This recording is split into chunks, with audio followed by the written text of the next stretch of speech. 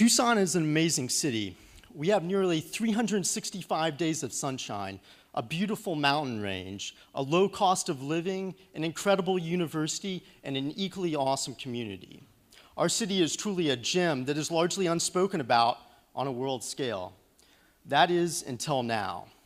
I don't need to mention all of the development that's going on in our city currently. But if I were to, I would talk about how large corporations and small startups are using innovative processes to solve world problems. I would also mention how the University of Arizona is one of the most innovative research institutions in the nation, if not the world. And finally, how our city is laying down the infrastructure needed to set us up for our future success. Having said that, all that, if we have all these great minds, it seems like we need a centralized hub for great minds and great ideas. That brings us to our problem. So we are pitching the Outlet Cafe and Innovation Center. You see, the problem we found is, as most people know here, when you go to do work, you sometimes go to a coffee shop or library, and it usually doesn't stay open late enough, or it doesn't have the adequate workspace needed to get everything you need done. On the other side of that, you could go to a library that stays open late, but it doesn't have the sustenance needed to power you through some of those sessions. So, yeah, that's pretty much it. The problem, we're seeking to create this third space in Tucson that doesn't currently exist. And not a third space anywhere in Tucson, but one that is centrally located in a high traffic area and is easily accessible to the large population of the city. The way we're going to solve this problem is by creating the Outlet. The Outlet is a cafe and innovation center, and that means that the first part of this business in the physical location is a standard cafe with high quality coffee, a limited food menu, and beer and wine. And then the back 2/3 of the space is a glassed off think tank space with silent study rooms, collaborative work areas, private meeting rooms, boardrooms, presentation areas, a stage, and all the computers and technology needed to get the work done. We're also going to make it 24/7, of course, because as we all know here, we usually work late into the night. And of course, as I mentioned before, having it centrally located is going to be a large portion of that. So some of the key features of that are the cafe. It is, as I mentioned, just a standard cafe, limited food menu, great coffee. People that are trying to do work don't want a crappy product, but they do want something that isn't going to test their palate too much. So we're not creating a menu that you have to really order from, something that you can just rush up to and order. The workspace is going to be designed specifically for long hours of work and having everything you need other than, a lab to create some new bio-innovation, but all the needs, all the resources needed for technology innovation. And I mentioned those before. Dedicated space, so part of the membership that we will talk about in a minute will let you reserve some of the space, and some of the space will be open to anybody that has the standard membership to come in or out, so you don't need to commit to a long-term contract or to lease out your office space. The events there, we wanted to make a community center. I love jazz. I want to have a little stage, for a jazz combo or a guest lecture from the university, have them there. Any types of these events. Some nights maybe we'll have brainstorming competitions, just community events where we can all get together and have a platform to do it. Access, of course, 24/7. I mentioned that before. We all work late into the night, sometimes early in the morning. One of the biggest complaints I get from the people I go to coffee shops with is there aren't too many, there's no high quality coffee shop in town currently that opens up before 7 a.m., I believe. And that's kind of a problem, like for people to do work early in the morning. And of course, a place for people to collaborate. That's the main idea about this place, is that when we all get together, we're more powerful in groups and large numbers. And we get together and we create ideas in this space, and we can immediately work on them in the think tank space in the back. The pricing. So, as I mentioned, the first roughly third or 40% of the physical space would be a standard cafe. And hey, anybody can come in. Thank you.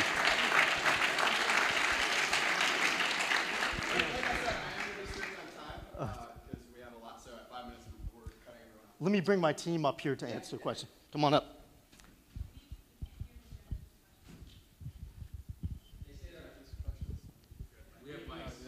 Gotcha.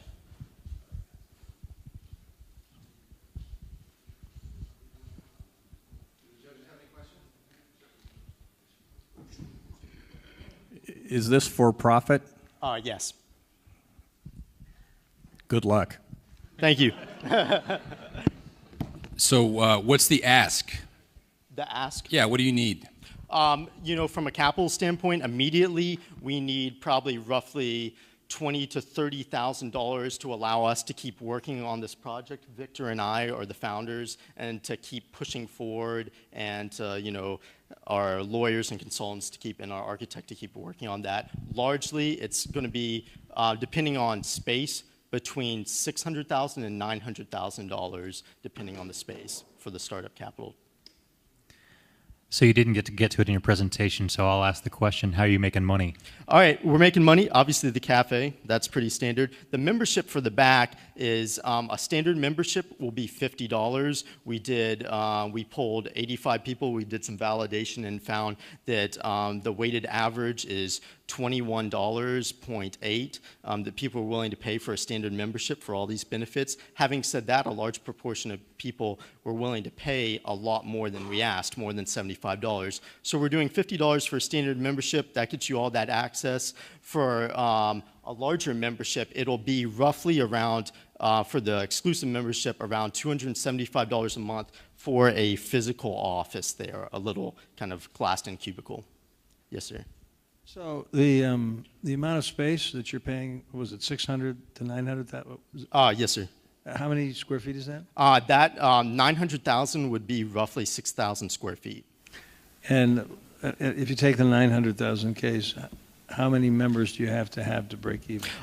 We would need 200 members at a conservative rate with an expensive square footage. We would need 200 members paying $20 a month.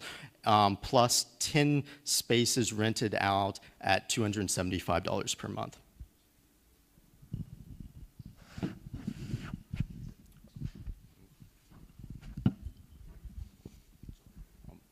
So are you purchasing the building, or are you going to be leasing a building? We're interested in doing both.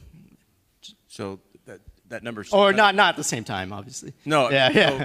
So for a startup capital, I guess, are you looking at? That 900 would be just to rent it. And you will be actually running the front end of it, or have a concessionaire? Oh no, you'd be running both ends. Victor here is the service industry master.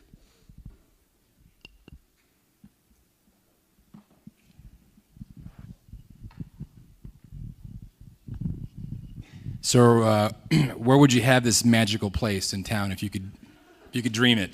We would like it to be either downtown, very close to where we are right now, or on 4th Avenue. University would also be ideal, but it's a very expensive real estate there.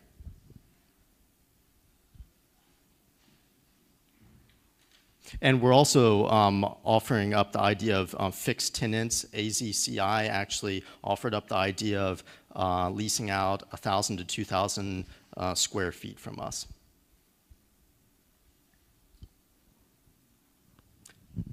How excited are you about this? Very. This is Jeff. This is Victor. I'm Danny Kirk. And this is Oscar. And that's the team.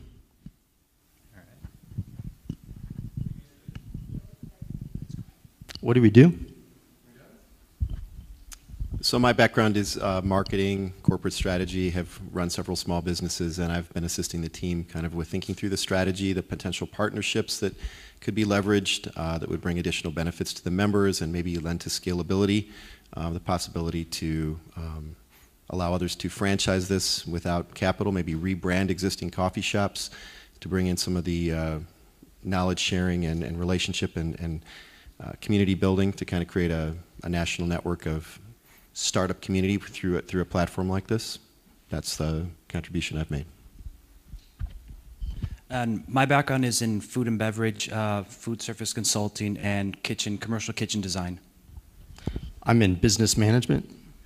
I'm in the online marketing and web development. We actually have a site, theoutletcafe.co is the domain that we got. It's live and it's working. What is your experience with the relative success or failure of similar business models that have been applied in Tucson with respect to shared office space? How successful have they been or unsuccessful? It seems like quite successful from what I've talked to Tim Bowen. He actually said he would rent space from us because at Spoke 6 they do not have enough space and more demand for it. So from that standpoint, it seems like there is a high demand in Tucson for that collaborative workspace.